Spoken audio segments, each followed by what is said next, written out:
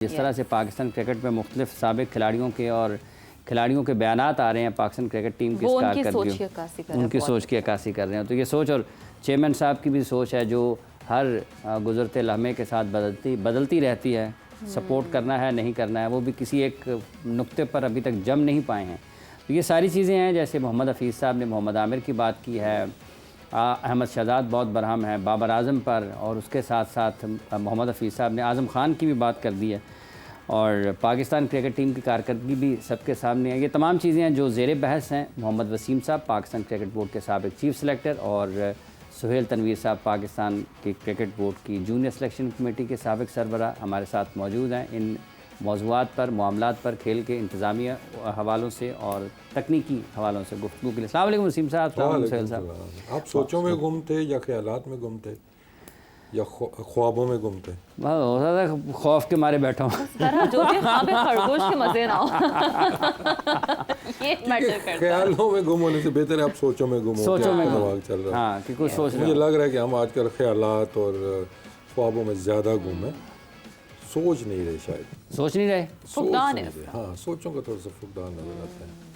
Again वो challenge है, आप साहब जैसे कहते होते हैं, सोच का फुकदान है। हाँ चैलेंज है ना, जब जैसे काम चैलेंज है उस तरह में भी राइट डायरेक्शन में सोचना भी।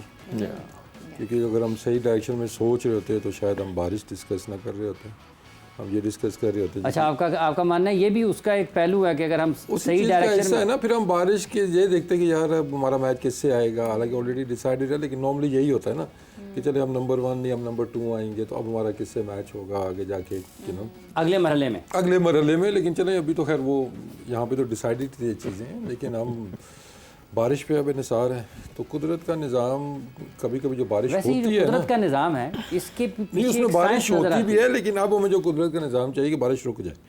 नहीं, लेकिन इस एक जो कुदरत का निज़ाम है, कुदरत का निज़ाम, ये जो 3 लफ्ज़ हैं जो सकलैन मुश्ताक साहब ने अदा की, इसके पीछे भी एक सोच नज़र आती है। सोच से ज़्यादा नीयत नज़र आती है आपको। नीयत होगी तो कुदरत का निज़ाम भी आपके उसमें जाएगा ना। देखिए फिर अब अगर हम इसको प्रैक्टिकली चीज़ें देखते हैं कि ओबियसली आप ठीक है जिम्बाब्वे से मैच हारे थे, डिज़ास्टर था वो, लेकिन उसके अलावा आप अच्छी क्रिकेट खेलते हुए आ रहे थे ना। अभी हमारा मसला ये हुआ है कि हम 2 मैचेस हार गए और 1 जीते हुए हैं और 1 बारिश आ रही है, तो इसलिए चांसेस स्लिम हो गए हैं। लंबा टूर्नामेंट होता, आपकी सिंगल लीग होती, शायद वो डिफरेंट वो हो सकता था, लेकिन हम सिंगल लीग वाला खेल के आए हैं अभी 23 में। वही फुकदान वही फुकदान कि जब आपस में आप एक होंगे ना, तब आप अपोजिशन से दिल जुड़े होने चाहिए, बहुत ज़रूरी है। और एक दिन में नहीं जुड़ते, हाँ। टाइम लगता है ना आपको टीम बनाने में, इकट्ठे खेलने में। हमें ये पूरी साइंस है। आप ये जो हम बात करते हैं अब खेलने का, इस सुहेल का ज़्यादा एक्सपीरियंस है क्योंकि ये डिफरेंट लीग्स के अंदर खेले हुए हैं और उसमें टाइम कम होता है। आप हफ्ता पहले कभी जाते हैं, कभी 2 दिन पहले जाते हैं, उसमें डिफरेंट एक्टिविटीज़ कराई जाती हैं, डिफरेंट अरेंजमेंट एक्टिविटी ऐसी रखते हैं कि जहाँ पे टीम बाउंडिंग हो जाए, टीम जेल इन हो जाए। ये क्यों सारे करते हैं? क्योंकि इट्स अ मेजर फैक्टर कि आपकी परफॉर्मेंस के ऊपर। तो ये हमसे आज सुहेल शेयर करेंगे जी CPL में कैसे होता था। जुगांडा में गए थे, जितनी बड़ी ये लीग ये खेले हुए हैं, तो ये प्रॉपर एक टेक्निक और प्रॉपर साइंस है, isn't it? वेल देखिए, डिपेंड करता है दोनों लेकिन कई केसेस में यूँ भी होता है कि जैसे आपने कहा कि कई प्लेयर्स एक दिन पहले आते हैं, मैच टूर्नामेंट शुरू होने से एक दिन पहले आते हैं।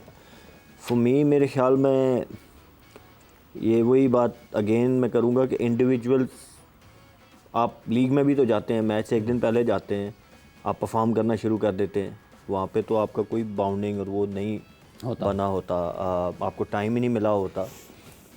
नॉर्मली तो एक्सरसाइज जो ये कह रहे हैं वो एक नॉर्मल सिनारियो में होती है कि कैंप लगता है। मैं गयाना के लिए खेलता था तो 1 हफ़्ता पहले हमारा कैंप शुरू हो जाता था, तो उसमें कैंप में प्रैक्टिस वगैरह होती थी, एंड देन इवनिंग में आपका गेट टुगेदर, डिनर वगैरह ओनर की तरफ से, तो एक हेल्दी एक्टिविटीज़ होती हैं। और ड्यूरिंग द टूर्नामेंट भी चलती रहती हैं कि आपको बीच पे ले जाना, वहाँ पे बीच पे वॉलीबॉल, क्योंकि आपको पता है वो कैरिबियन तो है ही, सारे आइलैंड हैं, बीचेज़ हैं, वहाँ पे मतलब टीम एक्टिविटीज़ होती रहती हैं। बट इन फ्यू केसेस यूँ भी होता है कि आप किसी कमिटमेंट की वजह से लेट ज्वाइन करते हो, बट आप आते ही परफॉर्मेंस देना शुरू कर देते हो, तो वहाँ पे भी तो प्लेयर्स परफॉर्म करते हैं। तो मेरे ख्याल में अगर आप सपोज कर लें कि डिफरेंसेस है भी प्लेयर्स के अंदर, और माजी में भी हमने देखा है कि प्लेज में होते थे, लेकिन आप उसको भी अगर पॉजिटिव लेना, अगर मेरा किसी के साथ क्लैश है, वो बॉलर मेरे साथ, मेरी टीम का है, मेरी उसके साथ नहीं बनती फॉर सम रीज़न, अब मैं उस क्लैश को कैसे लेता हूँ ये भी इम्पोर्टेंट है। मतलब वो हमने स्टोरी सुनी है वसीम भाई वकार भाई की कि उनके आपस की ड्राइवलरी होती थी, और वो मेरे ख्याल में सलीम मलिक साहब ने एक किस्सा भी उनका सुनाया। अब होता ये है कि अब मेरी राइवलरी अगर मेरे जो साथी बॉलर है उसके साथ है, तो मैं उसको पॉजिटिव लूँ कि वो अगर 4 आउट कर रहा है मैंने तो मैं 5 Yes, करने, absolutely. ठीक है। तो ये डिपेंड करता है, अब इस पे कॉम्प्रोमाइज़ नहीं होना चाहिए यार कि मेरी राइवलरी है या मेरी उसके साथ नहीं बन रही, तो आप बेदिली के साथ खेलना शुरू कर दें। अगर आपकी टीम में जगह पक्की है, परमानेंट है, आपको कोई वो डर नहीं है कि मेरी परफॉर्मेंस 19-20 हो भी गई तो मैं निकल जाऊंगा, अगर वो डर नहीं है तो आप कहें आप रिलैक्स हो जाएं, ठीक है। तो वो वहाँ मेरे ख्याल में चीज़ें ख़राब होती हैं, ठीक है। आपके अगर प्रॉब्लम्स एक दूसरे के होते हैं, फैमिलीज़ में होते हैं, we all agree, we all are human, family के अंदर प्रॉब्लम्स हो जाती हैं, तो टीम भी एक फैमिली होती है। आप ज़्यादा टाइम आपका आपस में गुजरता है, अपने घर वालों के साथ कम गुजरता है, बट आपकी परफॉर्मेंस पे जो है वो कंप्रोमाइज़ नहीं होना चाहिए। आपकी जो इंटेंशन है, आप जब आपने पाकिस्तान का कलर पहना हुआ है ना, शर्ट पहनी हुई है, तो फिर आपके ग्राउंड में आपका 200% होना चाहिए, रिगार्डलेस कि आपकी उसके साथ बनती है हालात जो भी हैं, फिर आपकी यही तवज्जो और आप होना यही चाहिए, होना ये। और माजी में ये होता रहा है, बड़े प्लेयर्स ने करके दिखाया है जी। अभी तो कुछ भी नहीं है ना, चीज़ें जो हम सुनते हैं अपने सीनियर जो हमसे पहले वाली लॉट थी, जो मैं आगे 90s वाले प्लेयर, मतलब उनके तो ड्रेसिंग रूम की ऐसी ऐसी खौफनाक मतलब कहानियाँ हैं हमने जो सुनी है, लेकिन जब वो ग्राउंड में होते थे तो लगता था कि वो सब मतलब हर बंदा जीतने चाहता है, हर बंदा मैं ही का अकेला जीत लूं, मुल्क के लिए मैं अकेला ही जीत लूं। उनके रिकॉर्ड्स देखें आप। हाँ, क्यों वसीम साहब? जहाँ पर बात आ जाती है मुल्क के ये लिए मैं मुस्कुरा रहे भूल गया कि 90s वाले ये भी बैठे बैठे हुए हैं। नहीं, अर्ली 90s की बात कर रहे हैं ना, मैं लेट 90s वाला था इसमें। देखिए एक चीज़ में, बल्कि सोहेल भी मेरी कोचिंग में खेला और एक वर्ड में मैसेज यूज़ करता था इनके लिए कि मुझे यहाँ पे बेस्ट फ्रेंड नहीं चाहिए टीम के अंदर, कि आई एम नॉट हियर कि आप एक बेस्ट फ्रेंड्स बने, आप बेस्ट प्लेयर्स बने, टीम को मैचेस जिताएं। अब ये भी नहीं कि आप दुश्मनी एक दूसरे से कर लें, लेकिन हमारा काम उनको बेस्ट फ्रेंड आपस में बनाना नहीं है, क्योंकि बेस्ट फ्रेंड्स भी नुकसानदेह है टीम के लिए, वो उसका शिकार भी हम हो चुके हैं ऑलरेडी हो। हाँ, तो हमने what is good for the team, cause एक होना चाहिए सारों का, ठीक है। अब जो बात कर रहे हैं, देखें अभी बात की है 90s की, ये बात कर रहे हैं, हम एक बड़ा इमेज लेके आए थे जी, मतलब जब मैं छोटा था उस टाइम पे, तो मेरे कमरे में ना वकार यूनुस और वसीम अकरम की तस्वीर आपको याद होगा, तो उन्होंने बॉल पकड़े हुए हैं, वो तो पोस्टर्स वाले दिन होते थे, ऐसे चिपकाई हुई थी जी, हमारे हीरोज़ थे। दूसरी तरफ सईद अनवर, आमिर सोहेल ऐसे बल्ले पकड़े हुए ना, तो हमारे जहन में था ये तो बेस्ट फ्रेंड्स हैं भाई, जोड़ी कमाल की है, ये तो वो रन्स कर रहे हैं, ये मैचेस जिता रहे हैं। तो जब वो टीम के अंदर आए तो वो बिल्कुल ऑपोजिट मुझे लगा, मतलब उसमें कोई ऐसी चीज़ नहीं थी कि मैं कहूँ जी ये बेस्ट बडीज थे, कोई ऐसा चक्कर नहीं था। बेस्ट प्लेयर्स थे, हाँ बेस्ट प्लेयर थे बॉलिंग के अंदर, हाँ जी मैं कहूँ बेस्ट फ्रेंड्स थे, ऐसा कोई सीन नहीं, ऐसा नहीं था, ठीक है। लेकिन क्या आज तक भी कह सकते हैं आप, ऐसे ही है। तो उनमें से कोई भी आप ये नहीं कहें जी ये बेस्ट बडीज थे उस टाइम पे।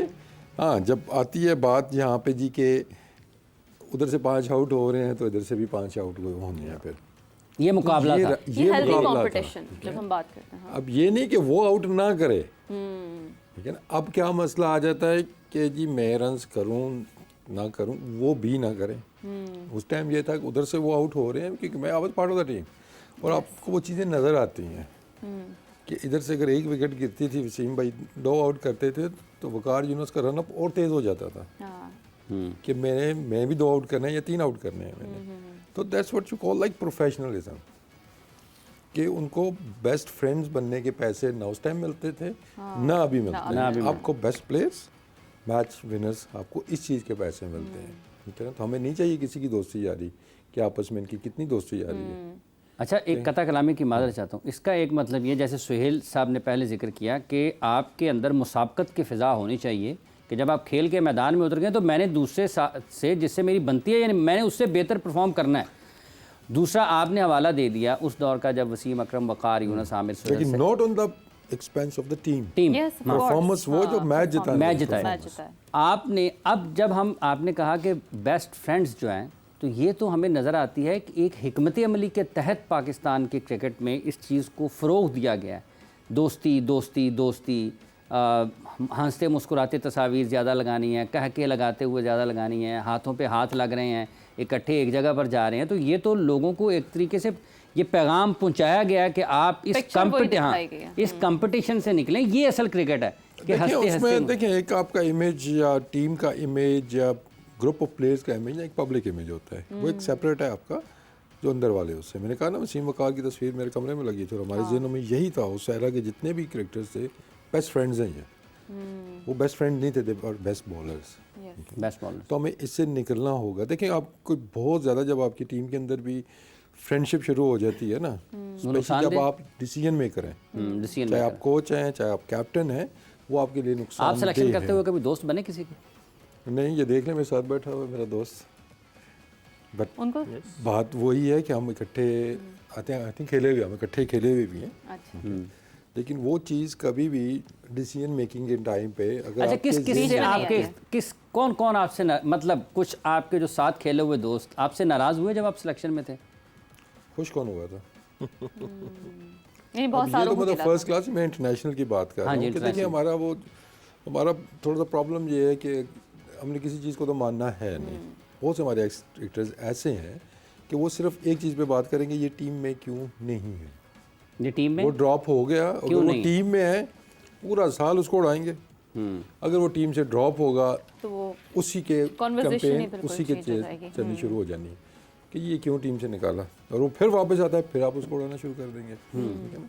तो वो तसलसल आपको ना नज़र नहीं आता। तो मकसद मुझे फिर वही है कि क्या is it for the betterment of the team Pakistan cricket, या आपका एंगेजमेंट, व्यूअरशिप और ये चीज़ें अच्छा, वो सारी आपकी एक वीडियो प्रायोरिटीज ये तो फिर डिटरमिन करती है। हाँ, वो प्रायोरिटीज फिर चेंज होती रहती है ना। फिर आप मतलब होता है ना, कंस्ट्रक्टिव आप क्रिटिसिज्म करें, ये नहीं है मतलब ये नहीं कि हम यहाँ पे बैठ के तो सिर्फ बाबर आजम के पीछे ही पड़ जाएं कि जो पाकिस्तान उसके पीछे तो पढ़ने की जरूरत भी है ना, कि अगर आप 4 साल तक कप्तान रहे ना, बाबर खुद, फिर मैं कहूँगा बाबर खुद तो नहीं बना ना, हाँ, बनाने वालों ने, ठीक है ना। बाबर सीखा क्यों नहीं, सीखा उनका भी कसूर है, ठीक है ना। अभी तक इम्प्रूवमेंट क्यों नहीं आई, उनका भी कसूर है। सिलेक्शन, फिर सारी चीज़ें इसके अंदर आ जाती हैं, सबका अपना अपना हिस्सा है। तो फिर वो एजेंडा। अच्छा, एक और आपकी एक पाकिस्तान क्रिकेट बोर्ड ने एक वीडियो आपका शूट किया जिसमें आप किसी एक प्लेयर को कॉल कर रहे हैं, तो कभी आप सुहेल साहब ने कभी आपको कॉल की या आपने सुहेल को कॉल की कि या सुहेल भाई कहना वसीम साहब मेरा की कसूर सी? देखिए, इस पर तो कैंपेन चली थी, आपके एक जानने वाले उन्हें चलाई थी जी, कि इस सिलेक्शन कमेटी ने एक नया ट्रेंड स्टार्ट कर दिया जी, प्लेयरों को रीच आउट कर रहे हैं। In fact I think I was the first one, और वो उसमें कोई मेरा भी कमाल नहीं था, ये हमारे SOPs सेट थे, ऑब्वियसली एहसान मानी के टाइम और वसीम खान के टाइम पे था। उन्होंने पहले दिन मुझे कहा कि ये नहीं हो सकता कि आप किसी को ड्रॉप करें और आप उसको कॉल ना करें, उसको एक कॉल करनी है, 2 करनी, टिल ही इज सेटिस्फाइड, आपने बात जारी रखनी है उनसे, ठीक है ना। और उसमें मैं कई प्लेयरों से 2-2 घंटे 3-3 घंटे डेली बेस पे मेरी मतलब वो शर्मिंदा हो गया, मान जाएगा पहले मैं सही ड्रॉप हुआ नहीं। अब देखें, अब मैं खुद प्लेयर रहा हूँ ना, हाँ। सुहेल भी रहा, जब भी आप टीम से ड्रॉप होंगे, ठीक है ना, परफॉर्मेंस नहीं है, मेरिट पे नहीं आ रहे, वट एवर, लेकिन आप हर्ट होते हैं, हर्ट, अच्छा ठीक है, ये तो आप हर्ट होते हैं। तो आई थिंक ये रिस्पॉन्सिबिलिटी बनती है जो भी डिसीजन मेकर हैं, कैप्टन से भी कॉल जानी चाहिए, कोच से भी जानी चाहिए, सिलेक्शन कमेटी की तरफ से भी जानी चाहिए कि ये वजूहात हैं, ये आप दूर करते हैं, दोबारा टीम में जगह बनती है, आप वापस आ सकते हैं। तो एक नॉर्मल प्रैक्टिस है जो उस टाइम हम करते थे, और उसको फिर वो मेरा आइडिया पर्सनल नहीं था जी कि आओ ज़रा शूट करो, मैं कॉलिंग कर रहा हूँ।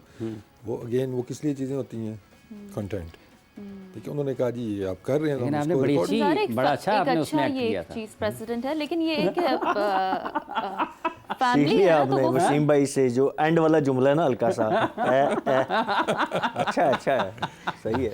नहीं तो आपका मतलब है कि वो गलत एक ट्रेंड था, आप इससे हाईलाइट कर रहे हैं कि आपको लगा कि वो गलत नहीं होना चाहिए था। नहीं गलत सही की तो बात नहीं, हम तो आपके जो तजर्बात हैं, जो आपके मुशाहिदात हैं, वो लोगों के सामने रखते हैं। देखिए, उस पर डिबेट हो सकती है कि क्या ये कंटेंट बनना चाहिए था या नहीं बनना चाहिए था, ये डिबेटेबल है। इस पे मैं भी ये डिबेटेबल है कि उसको पब्लिक होना चाहिए, डिबेटेबल नहीं है, वो गलत था, वो गलत था। तो हमारा कन्वर्सेशन होनी बहुत ज़रूरी है, स्पेशली उस प्लेयर के साथ जो ड्रॉप हो रहा है। पिक करने वाले को तो आप ना भी फ़ोन करें तो ही डजंट केयर, क्योंकि उसका नाम टीम में आ गया है, वो खुश है। लेकिन वो भी बहुत ज़रूरी है। नहीं, मैं बताता हूँ, पता है क्यों? नहीं एग्रीड, मतलब क्या होता है, अब ये भी एक फैक्ट मैं आपको चलो बताता हूँ। अच्छा, अब कुछ लड़के हमने जब नए पिक किए तो obviously captain, vice captain in Kerala में आ जाती है बात, ऑब्वियसली जब मीटिंग्स वगैरह होती थी मैं तेरा नाम आया था तो फ़ोन करूँ तो आगे से यही मतलब आए कि एक लड़के को मैंने फ़ोन किया कि उसको बताने के लिए जस्ट बिफोर कि हमने जब वो टीम साइन की, मैंने कहा जी अब मैं इन लड़कों को कॉल करके बता दूँ। एक को मैंने कॉल की है, मैंने कहा क्या कर, सर पैकिंग कर रहा हूँ। मैंने कहा कहाँ जा रहे हो? सर लाहौर आ रहा हूँ कैंप में, टीम में नाम आ गया मेरा। अब एक दफ़ा हुआ, 2 दफ़ा हुआ ना, फिर मैंने सख्ती से मना किया लोगों को, क्योंकि वो जो वर्ड आप यूज़ कर रहे हैं ना वो ही यूज़ होते हैं कि कोई नहीं मान रहा था, बड़ी मुश्किल से मैंने तुम्हारा नाम टीम के अंदर डलवा दिया, हालांकि हो सकता है वहाँ पे वो उसकी मुखालफत कर रहे थे उस टाइम पे। तो ये जो कल्चर है ना हमारा, ये तो अब क्या बंदा अब इस पे फिर क्या बात रोक रहा था। मैंने कहा पता तो मुझे चल जाएगा क्योंकि जिस रीजन का है लड़का मुझे पता है कौन किसको कॉल करता है, तो वो हमने इस चीज़ को रोका था कि let it be done proper, जो एक चैनल तरीकाकार है। अच्छा सुहेल साहब, बट वो जो मैं इसमें ये जो कम्युनिकेशन है ना ये बहुत ज़रूरी है। मैं अपने पूरे कैरियर में ये चीज़ हमेशा फील करता रहा कि ये बहुत ज़्यादा हम लैग करते हैं इसमें। बाकी जगह पे आप देखें तो प्लेयर्स वहाँ पे भी ड्रॉप होते हैं, ठीक है, प्लेयर उसको सही माने ना माने that's okay, but as at least आपको ये सेटिस्फेक्शन होती है यार कि जो कंसर्न लोग हैं वो हमें लूप में ले रहे हैं, एटलीस्ट इतनी रिस्पेक्ट तो कर रहे हैं ना अब कि यार हम आपको ड्रॉप कर रहे हैं फॉर दिस रीज़न। अब उस रीज़न के साथ आप एग्री करते हैं या नहीं करते, बट एटलीस्ट आपको अपनी इंपॉर्टेंस फील होती है। यहाँ क्या होता है कि जब आप बाहर हुए तो नोबडी केयर्स, ऐसे है कि जैसे आप एग्जिस्ट ही नहीं करते। तो ये नहीं होना चाहिए। तो वो तो एक्सरसाइज बहुत अच्छी है और ये ना सिर्फ टीम बल्कि हर शोबे में होनी चाहिए। अगर आप किसी को ले रहे हैं तो भी, अगर आप उसको फायर कर रहे हैं या निकाल रहे हैं तो भी एटलीस्ट एक कर्टेसी कॉल जानी चाहिए यार कि आपने सर्व किया for certain time, for certain period. As a organization आपका शुक्रिया अदा करते हैं, आपका जो भी रीज़न है, ठीक है। अब आप मुझे कॉल करते हैं, मैं आपको फोर्स तो नहीं कर लूँगा, जब डिसीजन हो चुका है तो उस पर हो तो कुछ नहीं सकता ना, नहीं सकता। बट आई विल अप्रिशिएट कि यार आपने फ़ोन करके तो एटलीस्ट इस काबिल कि थैंक यू आप एक हौसला अफजाई है, बात करने की हिम्मत। दूसरा इसमें ये होता है, अगर मैं सिलेक्शन पॉइंट ऑफ व्यू से करूं तो अगर आप वसीम भाई चीफ सेलेक्टर हैं, मुझे फ़ोन करते हैं, मुझे कहते हैं यार तुम्हारे ये एरियाज़ पे हमें इशू है, ठीक है, तो इस पे काम करो। अब मुझे गाइडलाइन मिल गई, एक ये गाइडलाइन है बुनियादी कि यार मैंने अब इन चीज़ों पे काम करना है, मैं काम कर लूँगा तो मैं वापस आ जाऊँगा।